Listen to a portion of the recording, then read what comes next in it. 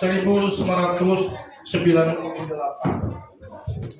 Berawal dari memberikan les gratis kepada anak-anak SD dari kelas 1 sampai kelas 6, memakan waktu berbulan-bulan. Setelah itu kami memulai dan mengarahkan anak-anak yang kami les tadi ke soal spiritual, ke soal rohani, dengan mengajarkan mereka pertama lagu-lagu sekolah minggu.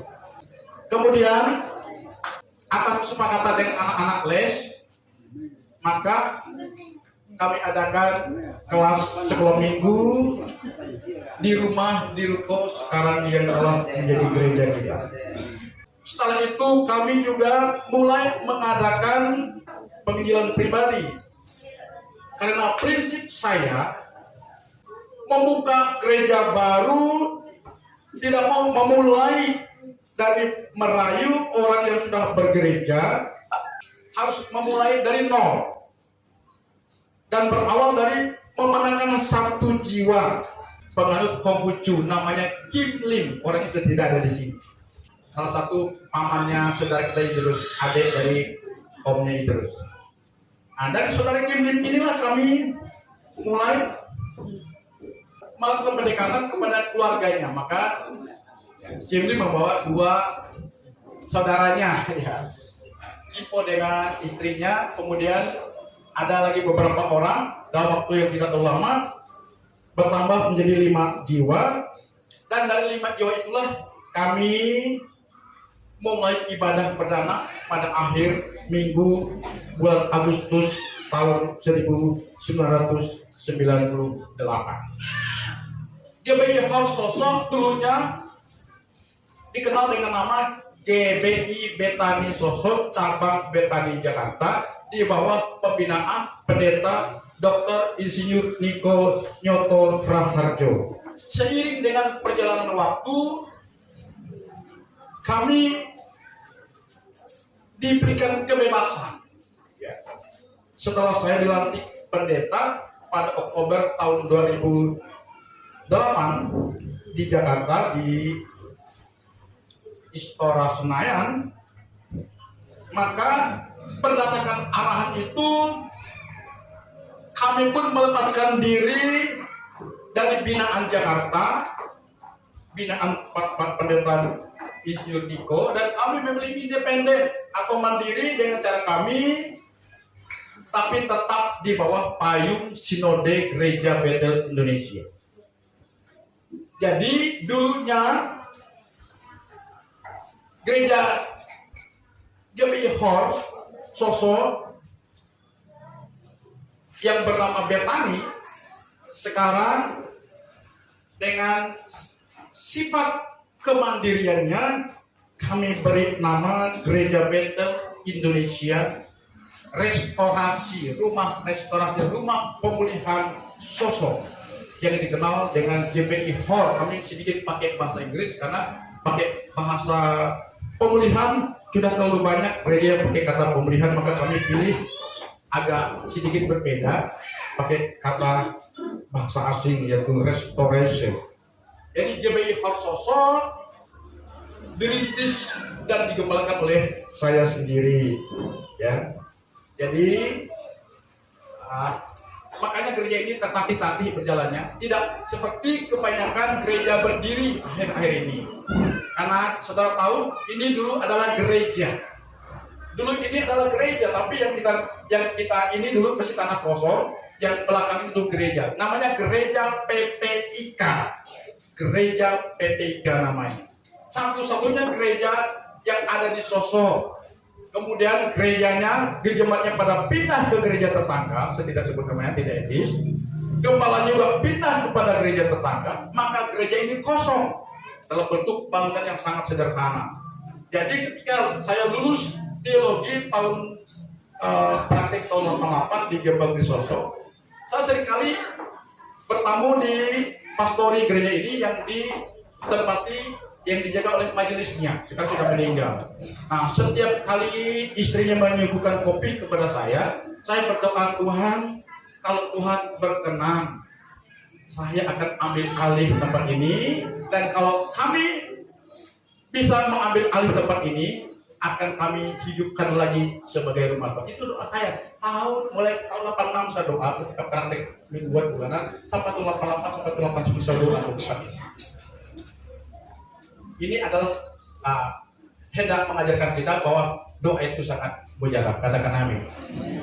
Masih praktek tidak punya duit, masih pujangan, tidak punya duit, tapi sudah berani meminta kepada Tuhan. Kalau ini kami ambil alih, maka kami akan hidupkan lagi sebagai rumah Tuhan. Dan apa yang terjadi sudah tepat tahun 95,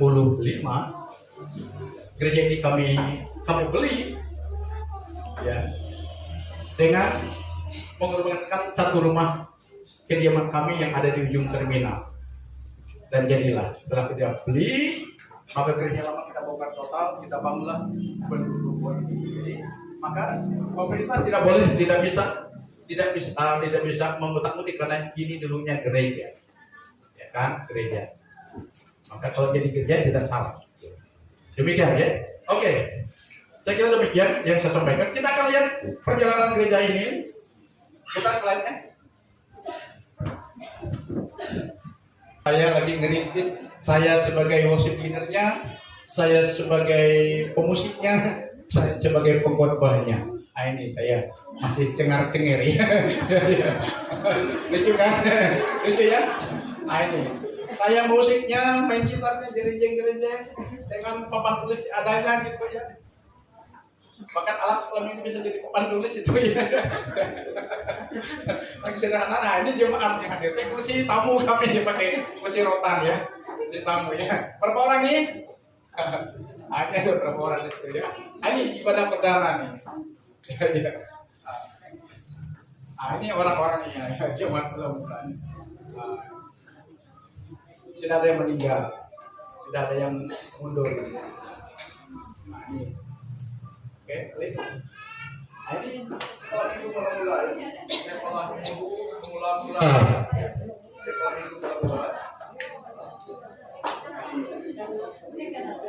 Oke, ini baptisan perdana. Baptisan perdana pada 9 Agustus 98. Kita punya dokumen akurat. Kemudian terus tadi yang membaptis itu gembala cabang kami, pendeta muda Agus Lebang dari orang Toraja. Ini baptisan kedua. Baptisan kedua. Lanjut. Ini baptisan ketiga. Ini baptisan ketiga. Lanjut. Ini baptisan keempat. Ini banyak orang Batang Parang ini. Ada satu orang itu pegawai bank dulu, yang satu yang botak. Tapi sekarang sudah pensiun. Nah ini baptisan kelima. Nah ini yang satu ini coba diklik dulu. Oke, ini baptisan kelima. Lanjut. Baptisan keenam. Nah ini Natal perdana tahun 99 dipimpin oleh tim dari Ngabang. Tapi ini istrinya Henry, si Lucy yang cahaya sekali dulu, dia berjemaat di sini tapi kawin dengan ikut suaminya yang Yordan. Jadi dia harus ikut suaminya. Ini sekarang ada di Taiwan ya, anak sebanyak kita ini. Tahun depan dia akan nikah, katanya nikah di gereja kita kan di Taiwan. Ini si Asuin Juliana, dia di Taiwan. Nah ini sekolah minggu. Ini udah punya anak semua. Yang mana yang Meling? Meling mana Meling? Itu Meling. Mana? Yang begini Meling. Nah, ada jadi mama. Ini dia. Nah, ini besi ya, kami nih. Itu dia. Nah, oke. Itu kan? Ini pernah pemuda kita ini dulu namanya Roni Saragi. Dia datang ke Sosok dengan membawa ijazah tamatan dari Universitas Sumatera Utara. Lalu dia berjamaah di tempat kita bina jadi koordinator youth kita ya. Lalu lama berapa tahun dia jadi koordinator youth. Lalu dia bilang, Om, saya mau rencana melamar PNS. Tolong doakan saya. Jadi ibadah hari Minggu satu pegang tangan, ibadah satu pegang tangan ya. Lalu ketika dia melamar jadi PNS, lulus pula. Lalu SK-nya langsung di Kota Madya Pontianak. Langsung ditempatkan di Kota Madya Pontianak. Ya satu temannya lagi langsung ditempatkan di Sinta. Ibu anak Rohana Silalahi. Ya, ini. Nah ini flamingo kita, nih. Itu Emalia yang tadi BL tadi, coba ini. Cek. Pecahkan balonnya. Nah ini, ya, oke. Nah ini ibu-ibu. Nah, ini sudah ada 3 orang meninggal, yang meninggal 1, yang ini nomor 2 itu ibunya Pak Hakim ya. Yang ngasih dia ini dokumen ya, ini mamanya mereka ibu Corona Sekin. Ini mal ya. Ya. Nah ini ya, udah nikah semua nih, udah nikah semua nih. Udah tinggal di Bodok. Nah ini anak-anak ini udah ada yang udah menikah punya anak, dia masih gadis. Nah, ini sekolah minggu tahun 2000 ini, rame. Nah, udah pada gadis bujang semua. Nah, ya. Kita lanjut. Nah, ini tadi ibu tadi itu salah tuh ibu Marliana Girsang sudah meninggal. Ini ibu Aye, ini ibu Ratna juga ada meninggal. Ini ibu. Oke. Nah, ini KKR ibu-ibu dipimpin oleh Ibu Purba yang itu orang pasien ini kayaknya Binen. Oke.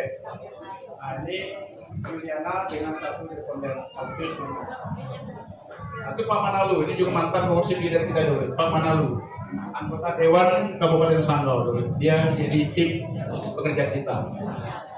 Dia pindah ke nah, ini mana ibu Delima? Ada ibu Delima? Nah ini. Nah ini ibu Delima ya. Lehernya harus panjang. Ya, di foto dulu. Kalau foto jadul lucu-lucu ya. Lucu-lucu. Oke. Nah ini suasana Natal. Itu Pak Edi, pendeta ekonomi. Itu Pak Pine, mana sana Pak Pine. Dulu Pak Pine, Pak Gumantoro ada di sini dulu. Banyak asisten Pak Idu berada di sini. Seperti Pak Fritz Manjuntak itu asisten PDP dulu bendahara gereja kita. Pak Katar sendiri, lalu Pak Manalu ada ibadat. Oke, ini dua minggu. Ya, ini kami di Riau Macan ibadah Padang. Oke, lanjut. Nah, ibadah Padang. Ini baptisan saudara kita yang ganteng. Robiono. Oke, lanjut. Nah, ini saya dulu masih ini. Rambut masih gondrong ya. Nah, lucu ya. Ini saya terusan. Oke, demikian. Jadi kita